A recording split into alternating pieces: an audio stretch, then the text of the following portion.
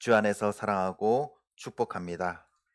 오늘날 우리 사회는 이 공의와 정의에 대해서 굉장히 민감한 사회가 된 것 같습니다. 그러다 보니까 이 고소 고발이 갈수록 높아지고 있습니다. 2017년에는 이 고소 고발 사건이 약 66만 8천여 건이었습니다. 근데 2018년에는 71만 4천여 건, 그리고 2019년에는 77만 2천여 건입니다. 매년 한 5만 건씩 이게 높아지고 있습니다. 올해는 약 80만 건 이상이 될 것으로 예상하고 있습니다. 그만큼 이 고소 고발이 굉장히 많아집니다. 그러니까 사람들이 이제 법에 대해서 잘 알고 하시는 건지 모르고 하시는 건지 모르지만 뭐 이게 어려움이 겪거나 또 억울한 일이 있으면은 그냥 무조건 고소 고발을 하는 것 같습니다. 근데 문제는 뭐냐면요, 이 고소 고발이 약 80만 건 이상 되는데 그 중에 기소되는 거, 이 재판으로 넘어가는 거, 이게 수사를 해서 재판으로 넘어가는 건수가 한 16%밖에 되지 않는데요. 16%. 한마디로 이 고소 고발이 남용되고 있다라는 겁니다. 남용되고 있다라는 거예요. 그러니까 사건화될 수 없는 것들 가지고, 수사할 수 없는 것들 가지고 그냥 고소 고발, 그냥 나 고소해버릴 거야, 고발할 거야 해버린다는 겁니다. 그래서 이 고소 고발이 남용되면요, 이 사회적 경제적 피해뿐만 아니라 또 이 정신적인 피해를 입을 수도 있습니다. 또한 이것을 수사하는 이 수사력, 경찰들, 검사들 어떻겠습니까? 너무나 피곤해지겠죠. 사건화 될 수 없는 거 가지고 일단 그냥 다 고소고발을 해버리는 거예요. 이 고소고발을 할 때는 분명한 증거도 있어야 되고요, 증인도 있어야 되고 증언도 있어야 돼요. 확실한 물증과 증거가 있어야지 그것이 재판으로 넘겨지는데 약 한 80%, 85% 정도는요 없다는 겁니다. 이 사건화가 될 수 없고 재판할 수 없는 사건이라는 거예요. 사회가 정의로워지는 건지 공의로워지는 건지 아니면은 무분별하게 남용되는 건지, 진실을 밝히는 데는요 객관적인 증언과 증거가 있어야 됩니다. 우리나라 재판도 증거를 가지고 재판을 하잖아요. 증인을 가지고, 그리고 그것이 참된지 아닌지 또 그것을 또 밝혀내야 하는 것입니다. 이 증언과 증거들은요 진실을 밝히는데 사용됩니다. 오늘 말씀에 보면요, 예수님께서 하나님의 아들 되시고 구원자 되심을 말씀했는데 사람들이 믿지 않는 겁니다. 그래서 예수님께서 그것을 증언하고 계신 거예요. 어떠한 것들이 나에 대해서 증언하고 있는지, 증거가 있는지를 말씀하고 있습니다. 5장 1절부터 보면은 38년 된 병자를 예수님께서 치유하십니다. 그리고 유대인들에게 예수님이 하나님의 아들 되심을 선언하십니다. 그러나 유대인들은 예수님의 말씀을 믿지 않아요. 오히려 예수님을 해치려고 합니다. 그러면서 예수님께서 자신이 증언하고 있는 것들, 성경이라든지 또한 어떠한 사람들이라든지 어떠한 증언들이 예수님을 하나님의 아들로 증거하고 있는지, 또한 구원자로 증언하고 있는지를 말씀하고 있습니다. 예나 지금이나 나 혼자 주장한다고 그것이 진실로 받아들여지지 않습니다. 항상 나는 거짓말하지 않고 떳떳하고 진실만을 얘기해요. 그러나 그 진실이라고 할지라도 객관적인 증언과 증거가 없으면요 다른 사람들로부터 받아들여지지 않습니다. 당시 예수님께서 내가 하나님의 아들이다, 구원자다, 나를 따라라, 나를 믿어라, 나를 믿어야지 구원받는다, 하나님의 자녀가 된다, 아무리 예수님께서 말씀하셔도 사람들이 믿지 않아요. 다른 사람이, 또한 다른 객관적인 증언이 있어야 되는 겁니다. 이것은요 성경에도 그렇게 말씀하세요. 신명기 19장 15절 말씀에 보면은 이렇게 말씀하십니다. 율법에 있는데요, 사람의 모든 악에 관하여 또한 모든 죄에 관하여는 한 증인으로만 정할 것이 아니요 두 증인의 입으로나 또는 세 증인의 입으로 그 사건을 확정할 것이며. 아멘. 하나님께서도 율법으로도 무언가 이 법정에서 효력 있고 진실을 밝히려고 한다면 두세 사람의 증언이 있어야 된다라고 말씀하고 있습니다.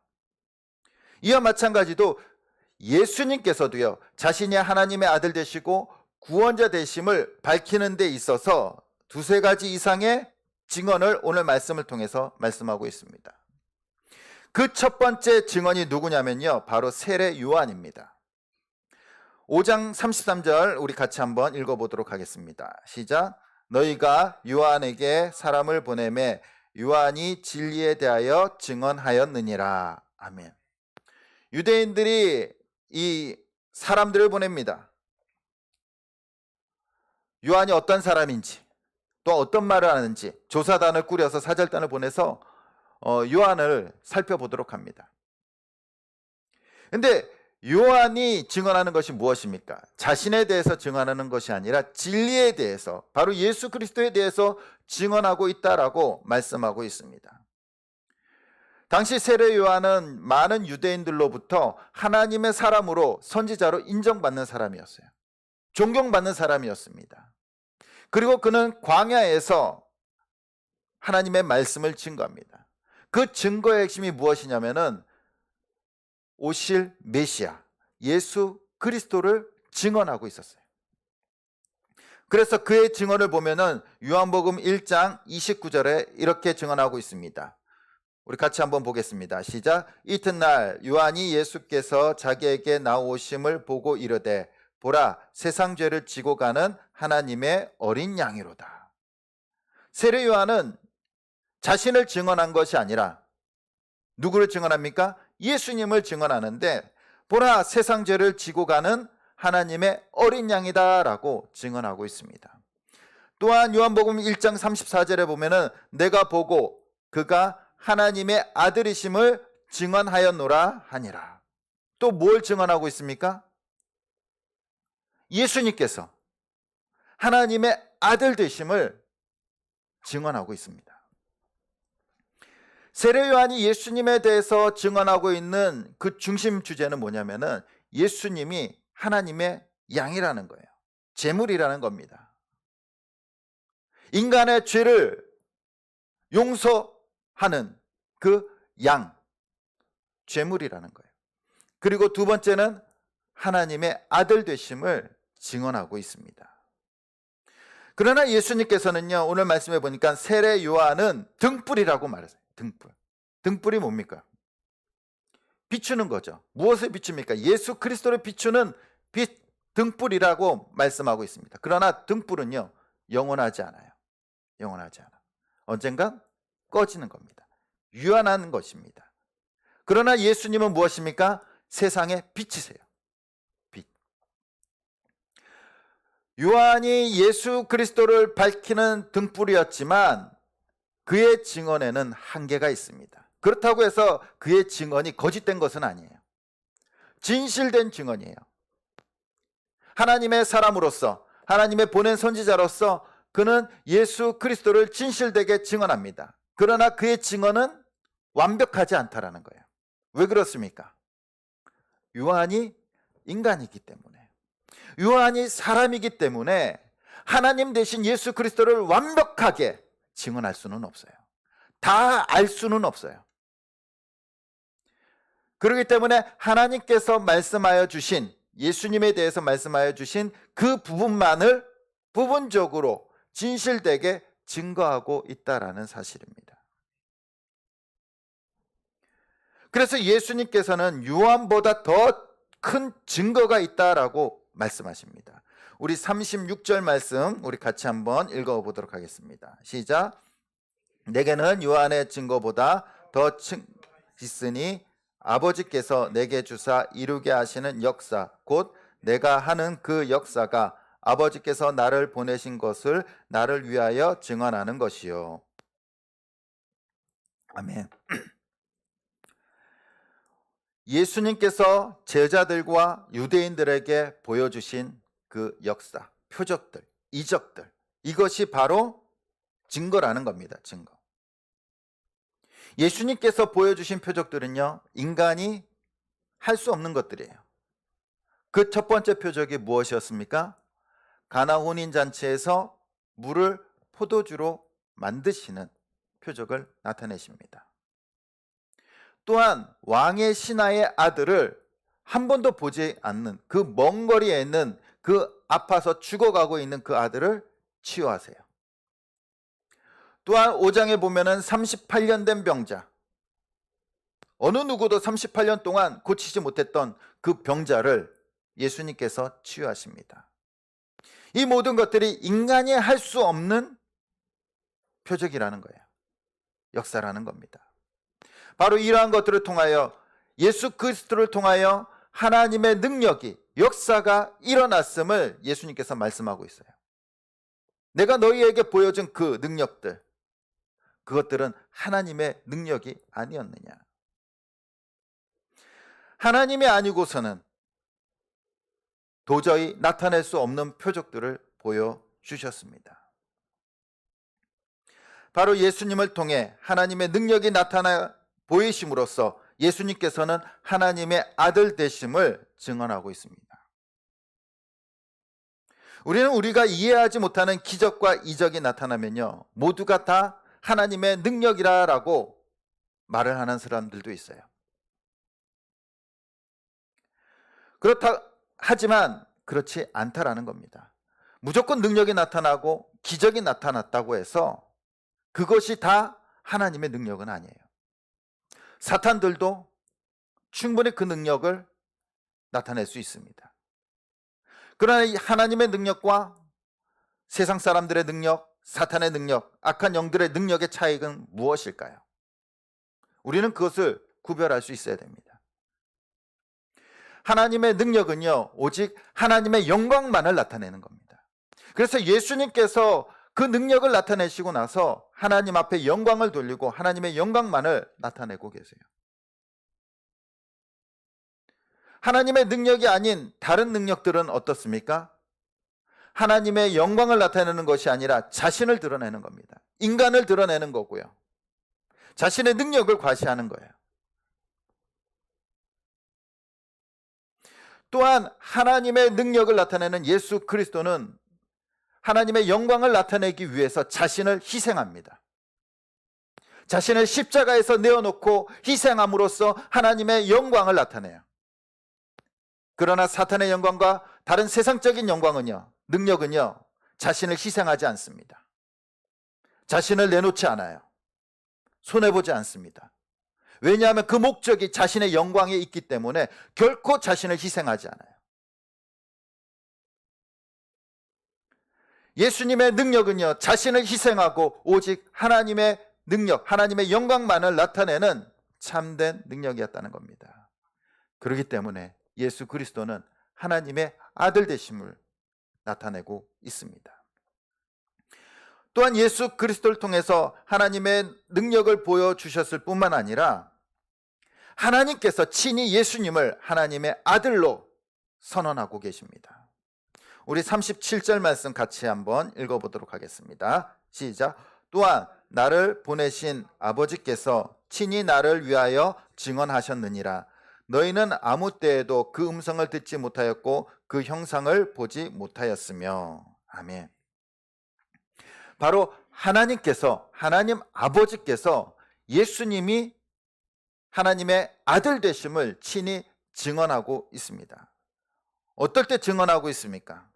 바로 예수님께서 요한으로부터 세례 받으실 때 하늘이 열리고 하나님 아버지께서 친히 말씀하십니다. 우리 마태복음 3장 17절 말씀 우리 한번 같이 읽도록 하겠습니다. 시작.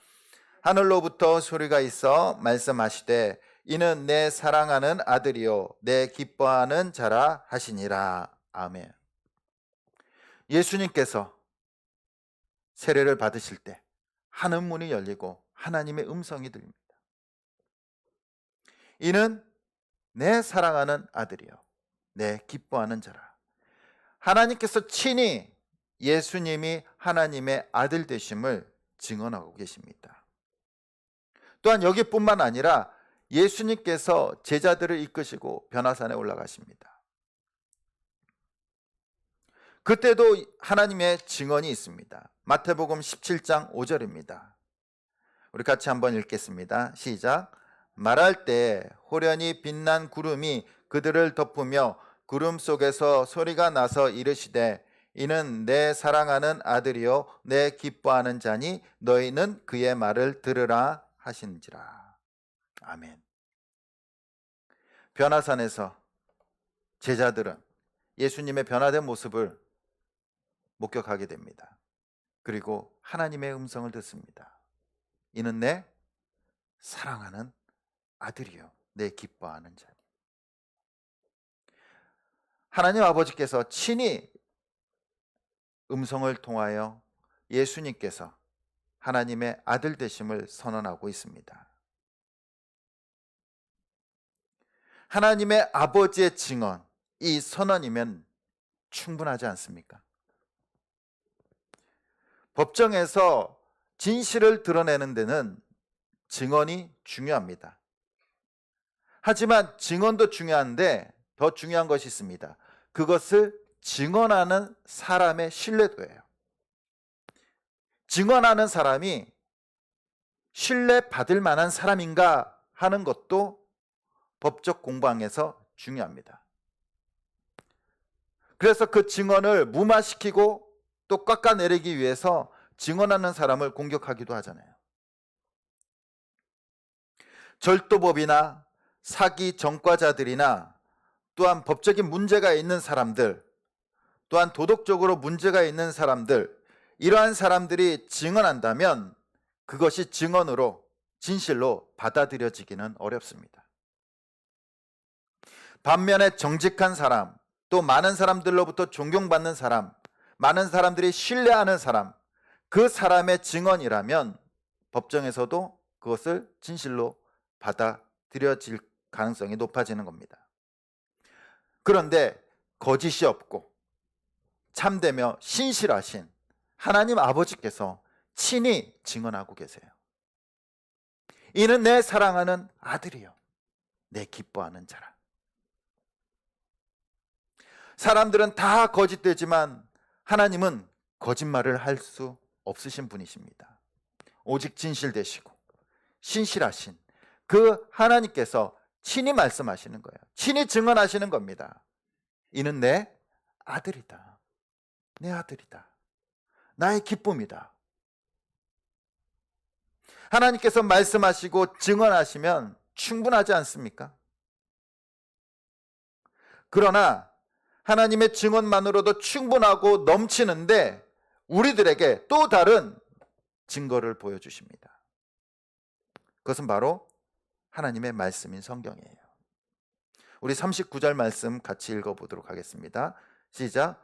너희가 성경에서 영생을 얻는 줄 생각하고 성경을 연구하거니와 이 성경이 곧 내게 대하여 증언하는 것이니라. 아멘. 당시 유대인들은요, 성경을 너무나 사랑하고 깊이 연구했습니다. 오늘날 학자들보다 더 많이 연구했을 수도 있어요. 랍비들은 성경을 외웠어요. 그리고 율법에 대해서 연구하고 더 많은 규범들을, 이 율법을 지키기 위해서 더 많은 규범들을 만들어냈습니다. 왜 그렇습니까? 이 율법을 지키고 하나님의 말씀을 더 깊이 알아가고 순종할 때 그들에게 영생이 주어지는 줄 알았어요. 하나님의 자녀가 되는 줄 알았어요. 그래서 그들은 연구하고 개미굴처럼 계속 파고 들어가서 성경을 연구합니다. 그리고 지키면 하나님의 백성이 되고 영생을 얻는 줄 알았어요.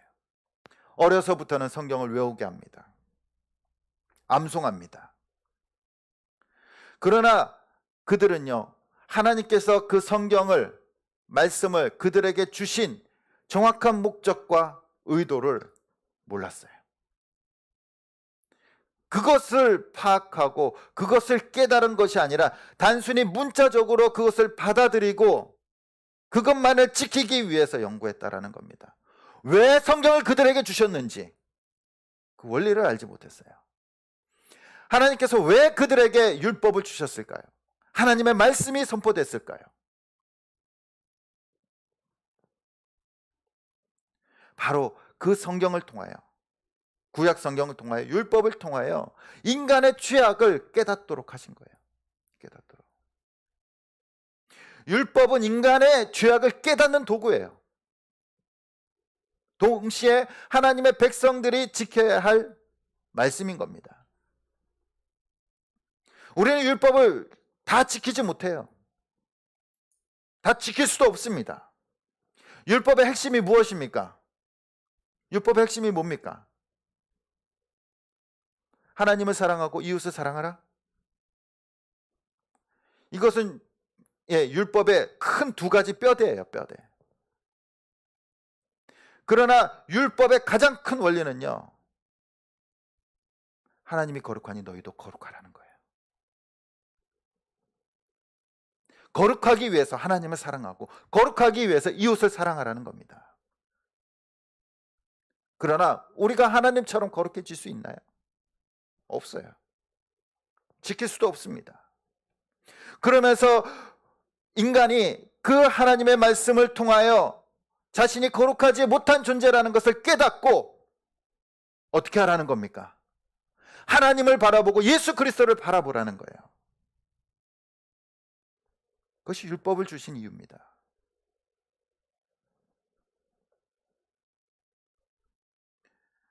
오늘 말씀에 보면은 예수에 대해서 이 성경이 쓰여졌다라고 말하고 있습니다. 그렇다고 해서 이 모든 성경이 다 예수 그리스도와 다 끼워 맞추는 것이 아니에요. 큰 원리를 말하고 있는 겁니다. 그리고 성경을 해석하는 데 있어서 가장 중요한 키가, 열쇠가 예수 그리스도라는 거예요. 모든 성경은요, 예수 그리스도를 향해서 나아가고 있습니다. 구약은 하나님의 천지창조로 시작하지만 인간의 죄의 역사를 함께 담고 있어요. 하나님께서 온 우주 만물을 창조하시고 인간에게 주셨어요. 그리고 행복한 시간이 얼마나 되었습니까? 몰라요. 창세기 3장에는 바로 인간의 죄악이 나타나고 있습니다. 하나님께서 천지를 창조하시자마자 인간의 죄악도 같이 시작되는 거예요. 그리고 계속해서 인류의 죄가 늘어나고 있습니다. 죄로 인해 심판받는 사람들이 계속해서 나타나는 겁니다. 그때마다 하나님께서는요, 인간을 다 버리지 않고요, 구원하십니다. 홍수 심판 때도 하나님께서는 노아와 가족들을 구원하여 주셨어요. 이스라엘 백성들이 애굽 땅에 있을 때도 그들을 구원하셨습니다. 이스라엘을 땅을 주시고 하나님의 나라로 이스라엘 백성으로 살아가게 하셨지만 그들은 범죄하게 됩니다. 그래서 하나님께서는 북이스라엘과 남유다로 나누십니다.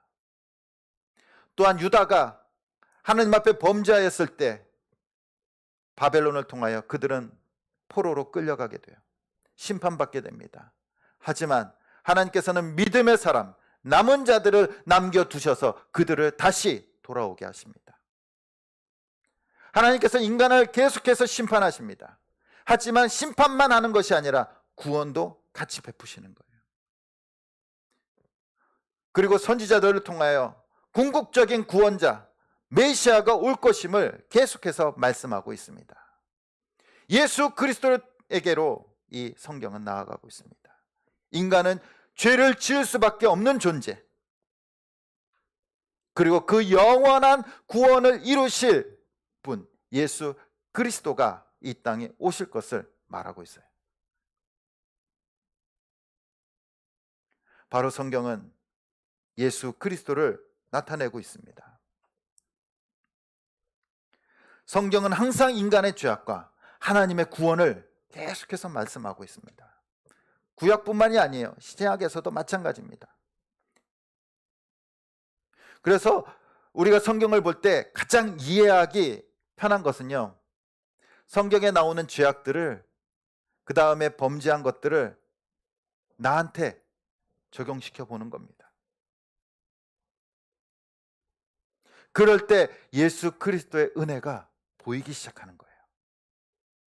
내가 죄인이라는 사실, 스스로 구원받을 수 없는 존재라는 사실을 깨달을 때 예수님이 보이기 시작하는 거예요. 예수님의 은혜가 깨달아지기 시작하는 겁니다. 바로 하나님께서 성경을 주신 이유가 그 성경을 통하여 예수 그리스도를 만나고 구원에 이르기 위해서 주신 줄 믿습니다. 우리에게 성경을 주신 목적은 분명해요. 예수 그리스도를 알게 하고 예수 그리스도를 통해서 구원을 얻게 하기 위한 것입니다. 예수님께서 이 땅에 오신 목적도 분명합니다. 죄인들을 구원하기 위해서 이 땅에 오셨어요.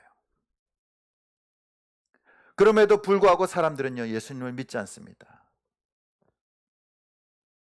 이렇게 성경이 전하고 하나님이 증언하고 또한 세례 요한이 증언하고 예수님의 표적으로 나타나 보이지만 예수님 당시 유대인들은 예수님을 믿지 않아요.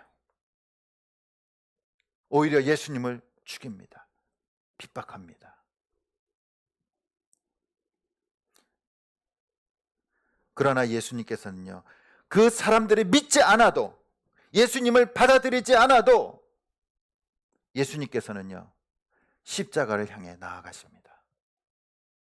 그리고 마침내 하나님의 영광을 위해서 십자가에서 죽으시고 구원을 완성하십니다. 저와 여러분들을 구원해 주셨고요, 그 놀라운 은혜와 사랑을 우리에게 베풀어 주셨습니다. 그들이 믿지 않았지만, 우리도 믿지 않았지만, 우리도 처음부터 예수님을 믿지 않았지만, 그럼에도 불구하고 예수님께서는 십자가에서 구원을 완성하시고 이루신 줄 믿습니다. 이제 우리는 그 하나님의 은혜로 예수님이 하나님 아들 되심과 구원자 되심을 믿습니다.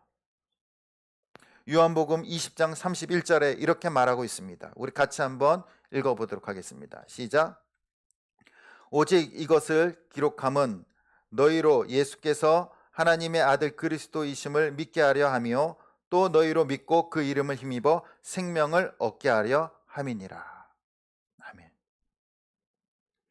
바로 이 성경이 기록된 것은 예수 그리스도가 하나님의 아들 되심을 믿게 하고 또한 그 이름을 힘입어 우리가 생명을 얻고 구원받기 하기 위해서 주신 줄 믿습니다. 예수님 당시 유명한 역사학자가 있었습니다. 요세푸스라는 사람입니다. 그는 로마의 역사가이지만 유대인이었습니다. 그리고 그는 그리스도인이 아니었어요. 예수님을 믿지 않았어요. 그는 그가 쓴 많은 책에서 예수 그리스도에 대해서 이렇게 말합니다. 예수라는 지혜로운 사람이 있었다. 그는 사람이라고 부르는 것이 합당한 것이 아닌지 나는 모르겠다. 그는 놀라운 일을 하는 사람이었을 뿐만 아니라 진리를 기쁜 마음으로 받아들이는 사람에게 추앙받았다. 그는 많은 유대인과 이방인을 자기에게로 끌어들였다. 그는 참 그리스도였다. 이것이 역사학자가 기록하고 있는 예수님의 모습입니다. 예수님은 전설도 아니고 또한 설화도 아니에요. 역사 속에서 살아계신 하나님의 아들입니다. 예수님을 믿지 않는 역사학자도 예수님을 보고 난 후에 이렇게 기록합니다. 그는 참 그리스도였다. 우리에게 주신 성경은 우리의 영생과 구원에서 끝나지 않습니다. 더 나아가길 원하십니다. 그래서 사도행전 1장 8절에 이렇게 말씀하십니다. 오직 성령이 너희에게 임하시며 너희가 권능을 받고 예루살렘과 온 유대와 사마리아와 땅끝까지 이르러 내 증인이 되리라 하시니라. 아멘. 세례 요한이 증언했고 하나님이 친히 증언하셨고 성경이 증언했고 이제는 우리에게 그 증언을 맡기셨습니다. 너희가 내 증인이 되라. 증인이 되는 데는 용기가 필요합니다. 진실을 말해야 되기 때문에 거짓을 말해서는 안 됩니다. 어떠한 사건을 보고 사실 그대로 증언할 수 있는 것, 그것은 용기가 필요합니다.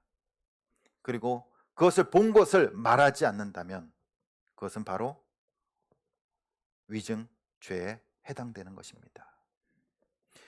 예수님께서는 우리에게 예수님께서 하나님의 아들 되심과 구원자 되심을 증언하도록 맡기셨습니다. 우리는 얼마나 그 증언을 이 세상 가운데 진실을 말하면서 살아가고 계십니까? 아니면 그 입을 닫고 계십니까? 진실을 보았으면, 경험했으면 말해야 되죠. 그래야지 그 진실이 참된 진실로 드러나게 되는 겁니다. 증인들이 하는 이유가 증인이 하는 일이 무엇입니까? 진실을 드러내는 거예요. 진실을 드러내는 거. 임진왜란 때, 임진왜란이 일어나기 전에 이 우리나라 조선 조정에서는요, 일본의 동태가 심상치 않은 것을 파악합니다. 그래서 두 사람을 일본으로 보내게 됩니다. 자세히 살펴보고 오라는 거죠. 그리고 두 사람 중 한 사람은 일본의 동향에 전혀 문제가 없습니다. 전쟁에 일어날 일 없습니다. 라고 말합니다. 그러나 또 한 사람은요, 심상치 않습니다. 우린 전쟁 준비를 해야 됩니다. 라고 말합니다. 과연 어떤 사람이 참된 증언을 한 것일까요? 그러나 정파적인 이유로 해서 전쟁이 일어날 일이 없다라고 한 그 사람의 말을 믿어버린 거예요. 그리고 준비를 하지 않습니다. 그로 인해서 비극적인 침략을 맞이하게 되고 수많은 사람들이 죽게 됩니다. 한 사람의 증언이 이렇게 큰 결과를 초래할 수 있습니다. 우리가 비록 힘없는 한 사람이지만 우리가 진실된 증언을 할 때 큰 영향을 끼칠 수 있다라는 사실입니다. 우리가 예수 그리스도가 하나님의 아들 되시고 구원자 되심을 우리 가정 가운데, 직장 가운데, 사회 가운데 그 진실을 드러내면서 증언할 때 우리뿐만 아니라 그들도 예수 그리스도를 믿게 되는 줄 믿습니다. 그 용기 있는 증언이 우리의 가정을 바꾸는 증언입니다. 그 용기 있는 증언이 우리의 직장과 사회를 바꾸는 증언이 될 줄 믿습니다. 예수님께서는 이제 그 증언을 우리에게 맡기셨습니다. 내 증인이 되라. 날마다 우리가 예수 그리스도를 증언하고 진실을 드러내고 하나님의 영광을 드러내고 하나님의 아들 되심과 또한 구원자 되심을 날마다 선포하며 또한 우리의 가정과 이웃을 바꿔나갈 수 있는 저와 여러분들이 되시길 간절히 주님의 이름으로 축원드립니다. 우리 함께 찬양 드리시겠습니다. 지존하신 주님 이름 앞에 우리 함께 찬양하시겠습니다.